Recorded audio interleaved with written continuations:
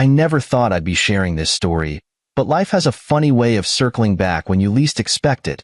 You see, when I first met Laura, I thought she was everything I'd ever wanted. She had this way about her. Charming, confident, and with a laugh that could fill a room. Back then, I didn't notice the subtle hints, the little digs disguised as jokes, or the way she'd always make it clear she came from a better class of people. No, I was too caught up in her glow to notice the shadows lurking behind it. We met at a mutual friend's party. She wore this blue dress that clung to her like it had been made for her, and talked about her big dreams of being an event planner. I was smitten. At the time, I was just a guy with a dream. I had no money to my name, just ideas and determination. I told her about my plans to open a restaurant one day, to build something from the ground up, something I could be proud of. She smiled at me, tilted her head, and said, "That's cute, but do you think it's practical?" I should have seen it then, the way she dismissed it so easily. But I didn't. I thought she was being realistic, helping me stay grounded. Laura's family wasn't much different. The first time I met them, I felt like I was on trial. Her mother scrutinized my clothes, her father asked me about my 5-year plan, and her sister, Stephanie, looked me up and down like I was an outfit she wouldn't be caught dead wearing. "So, you're the chef," she'd said, as though the word tasted bitter. "No," I corrected her. "I'm an aspiring restaurateur." Stephanie laughed, this sharp little laugh that made me feel about 2 inches tall. Despite it all, I married Laura. Maybe I thought I could prove them wrong, that I could show them I was worth something. Or maybe I was just blind. Whatever it was, I said my vows and dove in headfirst, determined to make her proud. The years passed, and I worked. Oh, how I worked. I took on double shifts at a diner to save money. I spent nights drawing up business plans, researching locations, and meeting with suppliers. Every time I brought up my progress to Laura, she'd nod distractedly or change the subject. Once, I showed her a rough draft of my menu. "Why do you bother with this stuff?" she'd said, flipping through it without much interest. "It's not like it's going to happen anytime soon." Her words stung, but I kept going. I wasn't doing this for her approval anymore. I was doing it for me. And then, one day, I made it happen. I partnered with an old friend, someone who believed in my vision, and together we opened our first restaurant. I didn't tell Laura at first. She was already too busy complaining about how I wasn't earning enough, or how her sister's fiancé had just bought a new car. I didn't need her doubt to cloud my accomplishment. So, I kept it quiet. That's the thing about Laura. She was never outright cruel. It wasn't the kind of nastiness you could point to and call out. It was subtle. A passing comment, a dismissive tone, a laugh when you shared something personal. It chipped away at you, slowly, until you barely recognized yourself. Despite our rocky relationship, I kept showing up for her. Family dinners, holidays, awkward conversations with her father about how I wasn't progressing fast enough. I endured it all. Because that's what you do when you love someone, right? You endure. But then came Stephanie's engagement. Laura was practically glowing when she told me about it. "Steph's fiancé is amazing," she'd said, her eyes lighting up in a way they hadn't for me in years. "He's a hedge fund manager, and he's taking us all out to this incredible restaurant for the engagement party." That restaurant, as fate would have it, was one of mine. I remember the moment she told me. We were sitting in the living room, her scrolling through Pinterest for party ideas, and me silently wondering if I'd ever figure out where I fit into her life. She handed me the invitation like it was an afterthought, and I stared at the name of the venue, my venue, printed in elegant gold letters. "What do you think?" she asked, not even looking up. "It's nice," I said, folding the card and setting it on the table. "Nice," she scoffed. "This place is legendary. You've probably never even been to a restaurant like this before." I laughed, but it wasn't because her comment was funny. It was the kind of laugh you let out when the irony is so thick you could cut it with a knife. In that moment, I realized something. This wasn't just about an engagement party. This was about years of being dismissed, of being told I wasn't good enough. And now, they were walking into my world, completely unaware. That's when I decided. I wouldn't say a word. Let them have their party, let them laugh and joke at my expense. I wanted to see how far they'd go, how much they'd reveal about what they really thought of me. Because sometimes, the best way to show someone who you are is to let them tell you who they think you aren't. And when the time comes, you let the truth speak for itself. When Laura handed me the official invitation to Stephanie's engagement party, I had no idea how pivotal that night would become. Well, maybe I had a hunch. Life has a way of setting the stage long before the curtains rise, doesn't it? It was a crisp evening when Laura tossed the gilded card onto the coffee table like it was nothing more than a grocery flyer. She didn't say much, just a casual, "Here's Steph's engagement invite. Make sure you clear your schedule." Not a question, not a suggestion. A directive. I picked up the card, running my fingers over the embossed letters. "You are cordially invited to the engagement celebration of Stephanie and Richard." Beneath that, the address of the venue. My venue. Now, let me paint you a picture. This wasn't just any restaurant. This place had become the jewel in the crown of my business empire. It was the culmination of years of sweat, sleepless nights, and more setbacks than I could count. Every square inch of that space, every detail, every decision, had my fingerprint on it. And yet, here I was, being told to clear my schedule, so I could attend it like some dutiful husband tagging along for appearances. Laura's voice broke my thoughts. "What's that look for?" "What look?" I asked, setting the invitation down. She waved her hand dismissively. "That weird smile. Don't be awkward about this. Stephanie and Richard are hosting this at one of the top restaurants in the city. You're lucky to even step foot in a place like that." Ah, there it was. Another jab disguised as a harmless comment. I'd grown used to these little barbs, but this one hit differently. Lucky to step foot in my own restaurant? The irony was almost too much to bear. But I didn't say a word. I simply nodded and mumbled something about how it sounded nice. Inside, though, I was already imagining how the night might unfold. Would Laura recognize the staff? Would she see my name on the little plaque in the lobby? Or would she be too busy fawning over Stephanie's hedge fund fiancé to notice? The weeks leading up to the party were a blur of Laura's frantic planning. Every evening, she'd come home with shopping bags, trying on dress after dress in front of the mirror while muttering about how she didn't want to be outshined by her sister. "Do you think this makes me look successful?" she asked one night, spinning in a sleek, emerald green gown. I tilted my head. "It makes you look great." She rolled her eyes. "That's not what I asked. I need to look like someone who belongs. Stephanie's fiancé, Richard, is very accomplished. I don't want us looking like the poor relations." Ah, yes. Appearances. That had always been Laura's focus. It didn't matter that I worked 12-hour days, or that I was building something bigger than myself. To her, success only counted if it came with visible perks, designer suits, luxury cars, and dinner reservations at high-profile venues. "Don't worry," I said, unable to resist the smallest smirk. "I'm sure you'll make quite the impression."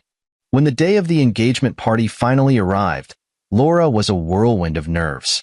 She fussed over every detail, from her hair to her shoes, while I calmly slipped into a tailored suit.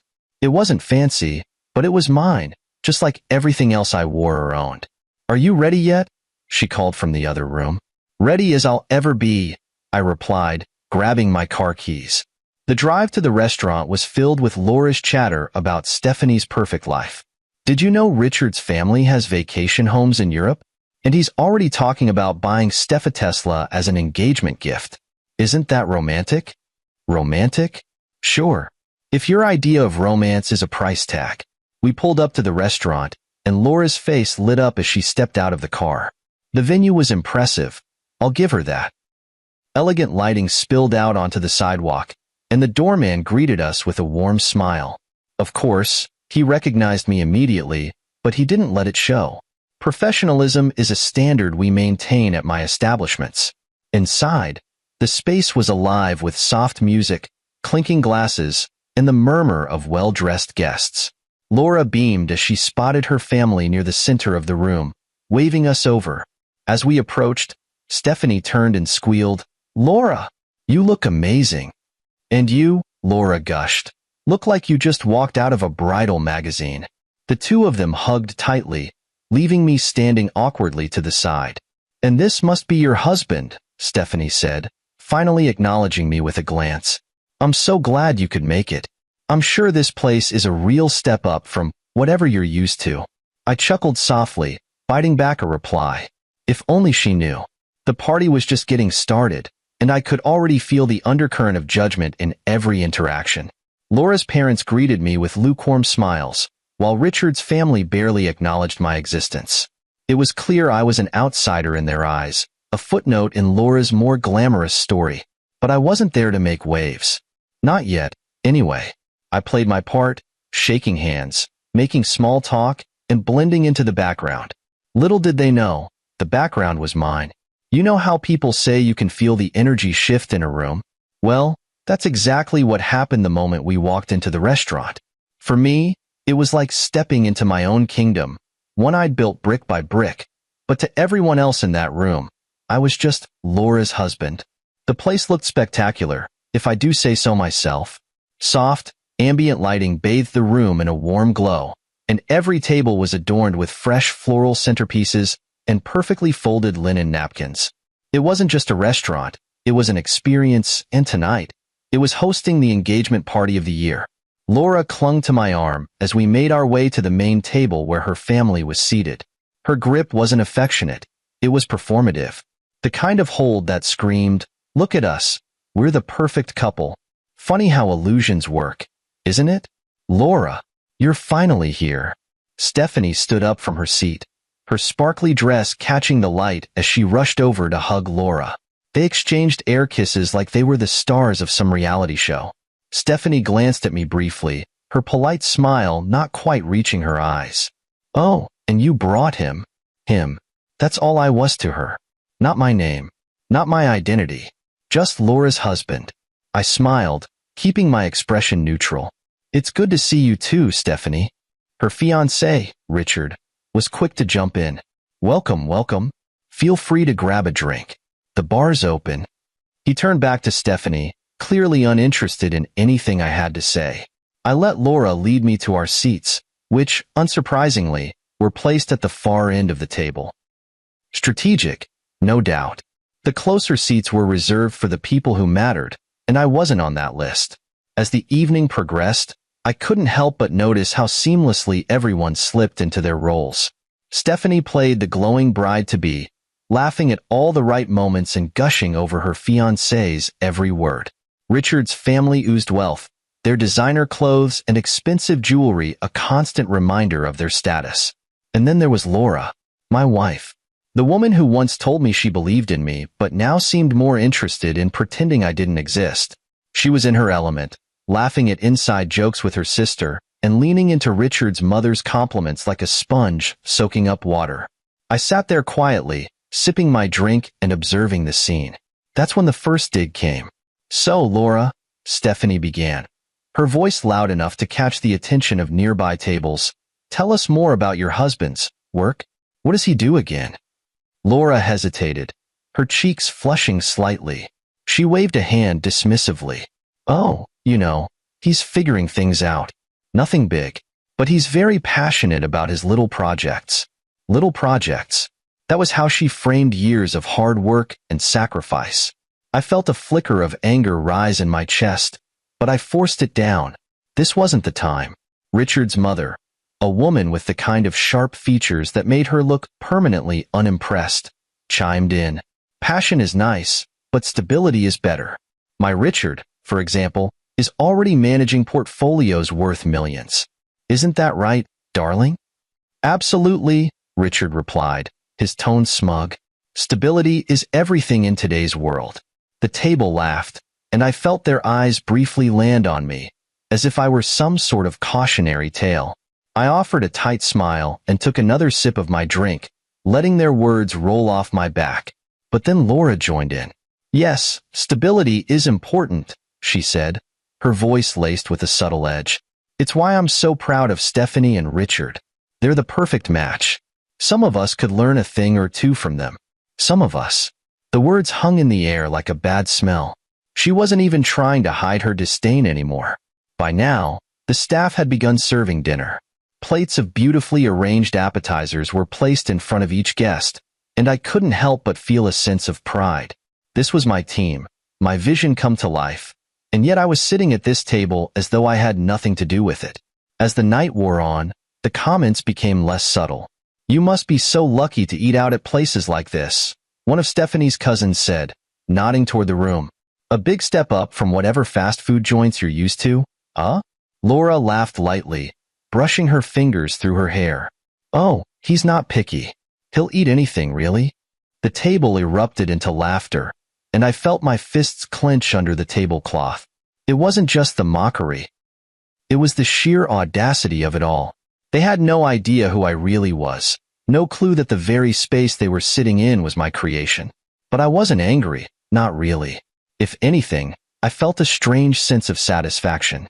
Because here's the thing, they were writing their own downfall.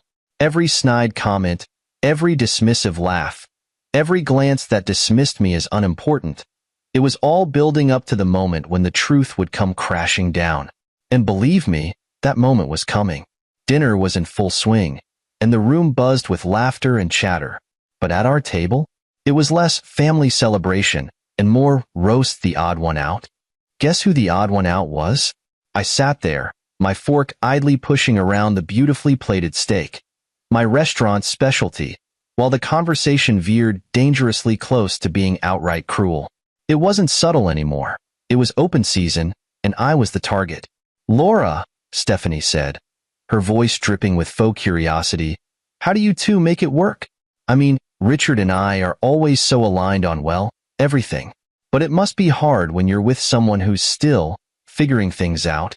The way she said, "figuring things out," made it sound like I was a lost puppy wandering around aimlessly. Laura didn't miss a beat. "Oh, it's definitely challenging," she said with a tight smile, swirling her wine like she was pondering some great philosophical truth. "But, you know, I've learned to be patient. Not everyone moves at the same pace." A ripple of laughter followed, soft and polite, but I could feel the sting of it. Not everyone moves at the same pace. She might as well have said, "I'm dragging this dead weight through life." Richard chimed in, grinning smugly. "It's all about finding your lane, right? Not everyone is cut out for the fast track." "Exactly," Laura agreed. "Some people are better off taking their time. Slowly, very slowly." The laughter grew louder this time, and I could feel their eyes on me, waiting to see if I'd defend myself. But I didn't. I wasn't going to give them the satisfaction. Then came Laura's father, who always seemed to take the opportunity to remind me of my supposed shortcomings. He leaned back in his chair, wiping his mouth with a napkin. "You know, I've been telling Laura for years that she deserves someone who can provide for her. Someone with ambition. Not just dreams, real results. Isn't that right, Laura?" Laura nodded, her face lighting up like he'd just given the toast of the century. "Yes, Dad. Exactly." Stephanie's fiancé, Richard, leaned forward, his grin as wide as the Grand Canyon.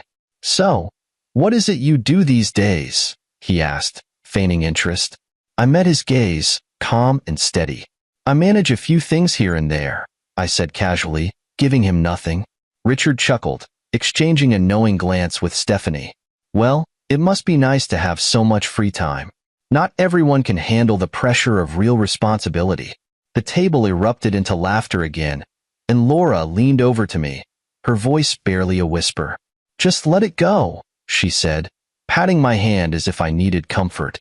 "They don't mean anything by it." Sure, nothing at all. But the final blow came from Laura herself. As the plates were being cleared, Stephanie complimented the restaurant, gushing about the decor and the food. "This place is stunning," she said. "Whoever owns it must really know what they're doing." I mean, it's leagues above anything we're used to, isn't it, Laura? Laura didn't hesitate. "Oh, absolutely. It's the kind of place you'd never expect, you know, someone like my husband to afford. But he's lucky he has me, right?" That did it. The laughter, the sneers, the condescension. It all blurred together into a cacophony of disrespect. They didn't see me. They never had. To them, I was just the guy who wasn't good enough for their high standards. But they didn't know the truth. I glanced around the room, taking in the space I had built with my own hands. The staff bustled around, carrying out their duties with the precision and professionalism I'd instilled in them. This wasn't just a restaurant. It was my legacy. And yet, here I was, sitting at a table full of people who thought I was nothing more than Laura's underachieving husband. I smiled to myself, a small, private smile that none of them noticed. Let them laugh. Let them mock. Because soon enough, the joke would be on them. You ever have one of those moments where everything slows down, and you just know something is about to change? That's what it felt like for me, sitting there at the table as Laura and her family continued their little comedy hour at my expense. I'd been holding it together all night, letting their comments roll off me like water off a duck's back. But even a duck gets tired of being wet, right? The moment came when one of Stephanie's cousins, his name doesn't even matter, decided to take things up a notch. He was this guy who looked like he'd spent more time picking out his suit than reading a book. He leaned back in his chair, swirling his whiskey like he was on a talk show, and said, "You know, Laura, it's a shame your husband didn't choose something more stable. Restaurants are so risky, aren't they? Half of them fail within the first year." Laura laughed lightly, not even looking at me. "Oh, I've told him that so many times. But you know how stubborn he is. He just doesn't listen." The table erupted in laughter, and I felt something shift inside me. Not anger, not yet. It was more like a quiet resolve, a little voice in my head whispering, "Enough." Then Richard, Stephanie's hedge fund fiancé, decided to pile on. "You know, Laura, if he ever wants some real career advice, I'd be happy to sit down with him. Show him how to make some actual money." Actual money. It was Laura's turn to chime in. She leaned forward, her voice dripping with faux concern. "Oh, don't put that on yourself, Richard. He's always been more of a dreamer. I don't think he'd survive a day in the corporate world." And there it was, the breaking point. I sat back in my chair, looking around the table at all these faces, smug and self-satisfied, basking in their own superiority. They didn't know, of course. They had no idea that every bite of food they were eating, every sip of wine they were enjoying, was all thanks to me. I could have let it go. I could have smiled politely, kept my head down, and gone home to stew in silence like I had so many times before. But not tonight. "Excuse me," I said, standing up and brushing the imaginary crumbs from my suit. "I need a moment." Laura barely glanced at me. "Don't take too long," she said.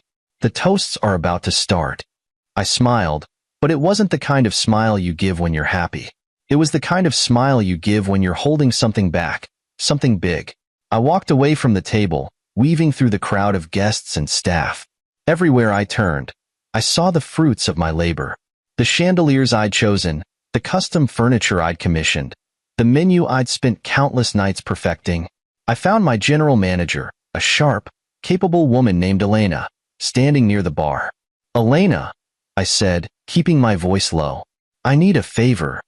She raised an eyebrow. "What kind of favor?" I explained the situation in as few words as possible, and her eyes widened. Then, slowly, a grin spread across her face. "Oh, this is going to be good," she said. "Consider it handled." I nodded and made my way back to the table, my heart pounding in my chest. This wasn't just about proving a point. This was about reclaiming my dignity, about reminding myself, and them, that I wasn't the man they thought I was. As I sat down, Laura glanced at me and frowned. "You were gone long enough," she said. I didn't respond. I just smiled that same quiet smile, waiting for the moment to come. And then it did. Elena stepped up to the microphone at the front of the room, her voice carrying over the soft hum of the crowd. "Good evening, ladies and gentlemen," she said, her tone professional but warm. "I hope you're all enjoying your evening here at one of our finest establishments. Before we continue, I'd like to take a moment to recognize someone very special to this restaurant." The room quieted, and I saw Laura's brow furrow in confusion. "This person has been instrumental in making this place what it is today," Elena continued. "Without their vision, dedication, and hard work, none of this would be possible." A few heads turned, curious. Stephanie whispered something to Richard, who shrugged. Elena smiled. "Ladies and gentlemen, please join me in recognizing the owner of this restaurant, Mr.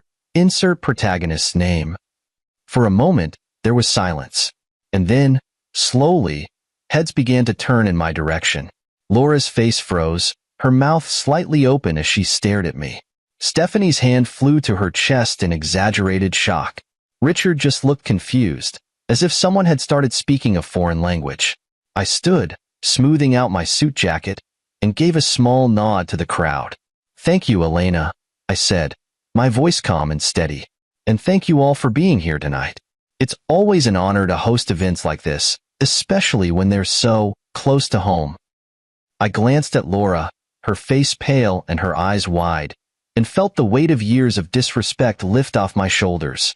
This was my moment, and I wasn't done yet. I stood there, letting the weight of my words sink in, savoring the stunned silence that followed. It was like the entire room had momentarily forgotten how to breathe.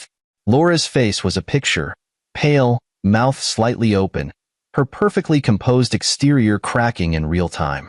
Stephanie looked like someone had told her the stock market just crashed, and Richard?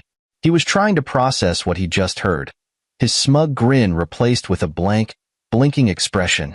For years, I had stayed silent. For years, I had let them mock me, dismiss me, and treat me like I was nothing more than an accessory in Laura's world. But tonight, the truth wasn't just going to come out, it was going to shine. "Ladies and gentlemen," I began, my voice steady and carrying across the room, "I hope you're all enjoying yourselves tonight. It's an honor to host such a beautiful event for Stephanie and Richard. Family is important, isn't it?" I let the question hang in the air, my eyes briefly meeting Laura's. She looked like she wanted to disappear into her chair. "I wanted to take this opportunity," I continued, "to share a little story. You see, this restaurant, this very space you're all sitting in, started as nothing more than a dream.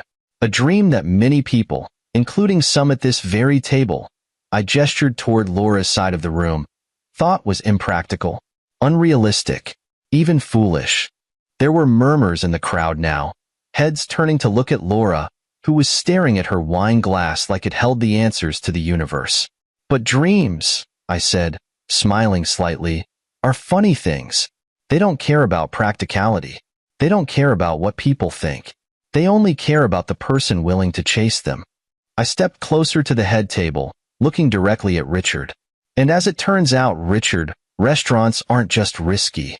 They're also incredibly rewarding, when you know what you're doing." The crowd chuckled softly, and I caught a flicker of irritation cross Richard's face. "Good." I shifted my focus to Laura. "You know, Laura, I always appreciated your candidness about my ambitions. Your skepticism kept me grounded, even when I didn't want to hear it. And tonight, as I stand here, I realize something. I couldn't have done it without you. Because every dismissive comment, every joke at my expense, pushed me to work harder. To prove that I wasn't just dreaming, I was building." Laura's eyes darted around the room, searching for some kind of escape, but there was none. The audience was rapt, hanging on my every word. I turned back to the guests. And so, here we are. 11 years later, standing in one of the most successful restaurants in the city, one of 4 that I now own. The room erupted into applause. It wasn't just polite clapping. It was genuine, enthusiastic, and deafening. People were cheering, some even standing, and for the first time in years, I felt seen. But I wasn't done yet. I raised a hand to quiet the room, then glanced at Elena, who nodded and stepped forward with a document folder in hand. "This," I said, holding up the folder, "is the service agreement for this event. A contract that, among other things, outlines our policy on behavior.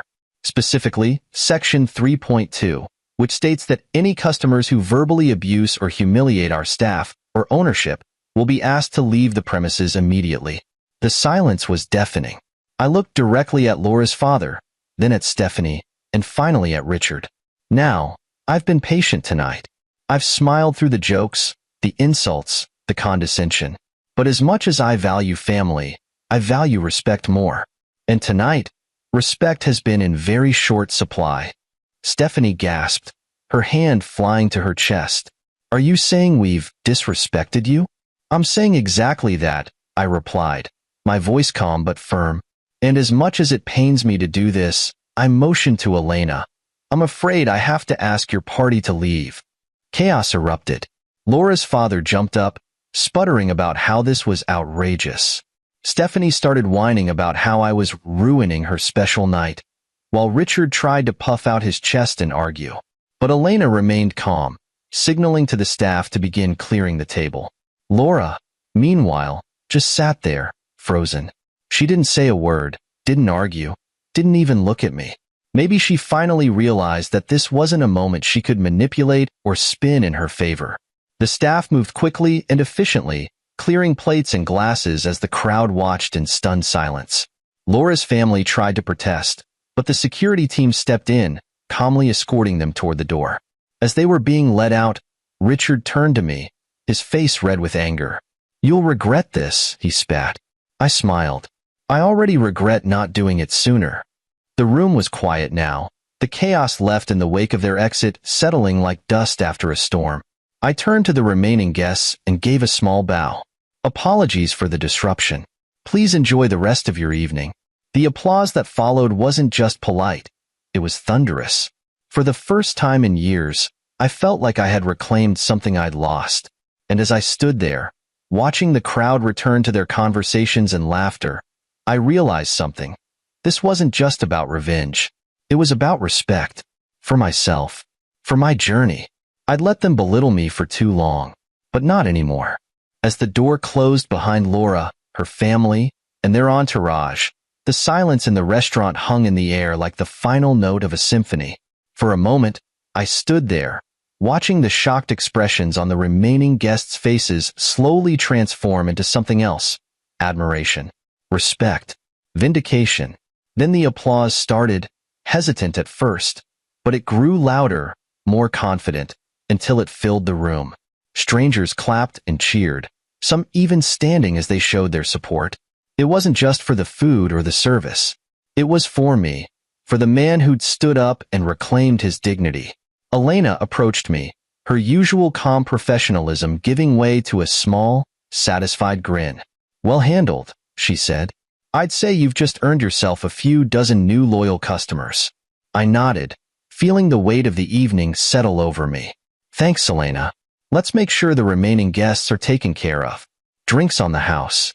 She nodded and returned to her duties, leaving me to stand in the center of my restaurant, reflecting on everything that had just unfolded. This wasn't how I'd planned it. I never wanted a confrontation like this, let alone a public one. But as I replayed the events of the night in my mind, I couldn't help but feel a sense of closure. For years, I'd endured Laura's dismissiveness, her family's ridicule, and their belief that I was somehow less than them. Tonight, I'd shown everyone, that their judgments and opinions no longer had power over me. As the guests resumed their meals, I slipped away to my office upstairs. The adrenaline was starting to wear off, and I needed a moment to collect my thoughts.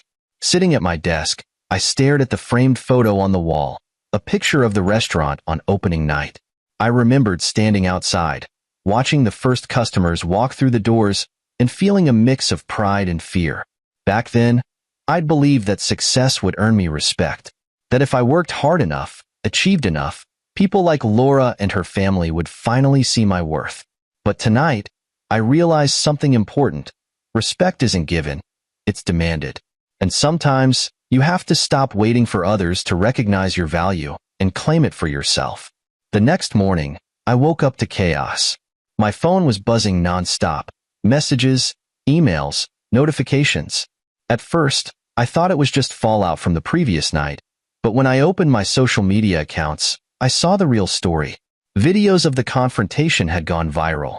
Guests had recorded everything: Laura's family's behavior, my calm response, and the moment I revealed myself as the owner of the restaurant. One clip, in particular, had already racked up thousands of views. Richard's angry face as he yelled, "You'll regret this," and my response, "I already regret not doing it sooner." The internet, as it does, took the story and ran with it. Memes of Laura's family started popping up everywhere.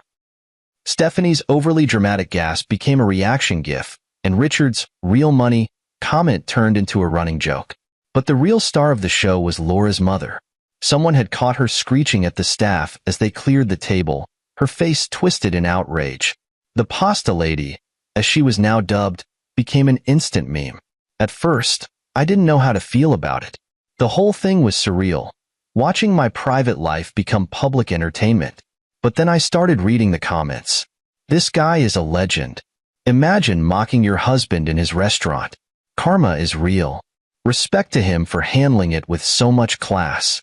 For every troll or critic, there were dozens of messages of support. People shared their own stories of dealing with toxic family members, of standing up for themselves after years of being underestimated. Laura's family, unsurprisingly, didn't take it well. By midday, Laura had posted a long, dramatic rant on social media, painting herself as the victim. She accused me of embarrassing her, ruining Stephanie's engagement party, and being a vindictive husband who couldn't let go of a grudge. Her post gained traction, sympathy from people who didn't know the full story, but it didn't last long. Someone quickly posted one of the viral videos in the comments, followed by another and another. The narrative shifted almost instantly. Maybe don't mock your husband in front of everyone? Wow, this family is toxic. Glad he stood up for himself. By the end of the day, Laura had deleted her post, but the damage was done. Her family became the subject of local gossip, and even Richard's company issued a statement distancing themselves from his behavior, citing their commitment to integrity and respect. For the first time in years, I felt free. Free from their judgment, their ridicule, their expectations. And as I sat in my office that evening, reading the flood of supportive messages from strangers, I realized something. This wasn't just about revenge. It was about reclaiming my voice, my story, and my life. Some bridges aren't meant to be rebuilt. And sometimes, the happiest ending is simply walking away with your head held high. In the days that followed, I felt a weight lift off my shoulders that I hadn't realized I'd been carrying for years. The confrontation at the engagement party was more than just a dramatic scene. It was a declaration of independence. For the first time, I wasn't seeking anyone's approval, least of all Laura's. The fallout, however, was swift and unrelenting. Laura's family, already notorious for their inflated sense of self-importance, found themselves at the center of a public spectacle. The viral videos and memes continued to circulate, making them the talk of the town, and not in the way they were used to. Laura, true to form, called me 2 days after the incident. I stared at the phone as it buzzed on my desk, her name flashing across the screen. For a moment, I considered letting it go to voicemail, but curiosity got the better of me. Hello? I answered, keeping my tone neutral. She didn't waste time. How could you do this to us? She demanded, her voice trembling with barely contained anger. You humiliated me. You embarrassed my family in front of everyone. I leaned back in my chair, letting her words wash over me. Humiliated you? I said calmly.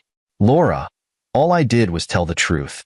Everything that happened that night was a consequence of your actions and your family's. You don't understand, she snapped. Richard's company is furious. Stephanie's engagement is falling apart. And my parents won't stop blaming me for booking the restaurant. You've ruined everything? There it was. Not an ounce of accountability. No apology, no recognition of the years of disrespect and belittlement. Just the same self-serving narrative I'd grown used to. I didn't ruin anything, Laura, I said, my voice firm. Your family created this mess, and I'm not cleaning it up for you. I've spent too many years being your punching bag, but that ends now. She tried to argue, to twist the situation in her favor, but I wasn't having it. I ended the call and blocked her number. It wasn't an impulsive decision. It was the culmination of years of frustration and hurt. Walking away from Laura wasn't just about ending a marriage. It was about reclaiming my life. The days turned into weeks, and the restaurant thrived like never before. The viral incident brought in waves of new customers, people who wanted to support the man who had stood up for himself. Elena joked that we should name a dish after the event, a spicy pasta called the Henderson, but I told her we'd stick to our original menu. As for Laura's family, their lives took a different turn. Richard's company quietly demoted him, distancing themselves from the scandal. Stephanie's engagement was postponed indefinitely, and her once perfect world began to unravel. Laura's parents, once so proud of their perfect daughters, retreated from the public eye, unable to escape the shadow of the viral videos. And me? I flourished. The restaurant continued to grow, and I expanded into new ventures, opening 2 more locations in neighboring cities. My story became an inspiration for others, a reminder that standing up for yourself, no matter how long it takes, is always worth it. I didn't just rebuild my life. I redefined it. I surrounded myself with people who valued and respected me, who saw my worth without needing to be convinced. And I realized something important. My success wasn't just about proving Laura and her family wrong. It was about proving myself right. One afternoon, as I walked through the bustling dining room of my flagship restaurant, I felt a deep sense of pride. Every table was filled, every guest enjoying the experience I'd worked so hard to create. I wasn't just running a business, I was living my dream. Laura's voice no longer haunted me. Her dismissive comments, her family's ridicule, it all felt like a distant memory, a chapter of my life I'd closed for good. And that's the thing about life. Sometimes it takes a storm to clear the air, to strip away everything holding you back so you can finally see the path ahead. For me, the storm came in the form of an engagement party gone wrong. But in the end, it wasn't about the drama or the fallout. It was about finding the strength to stand tall and walk away, knowing that I didn't need anyone's validation to succeed. Some bridges aren't worth rebuilding. Some chapters deserve to end. And sometimes, the best thing you can do is let go and move forward, toward a life that's truly your own.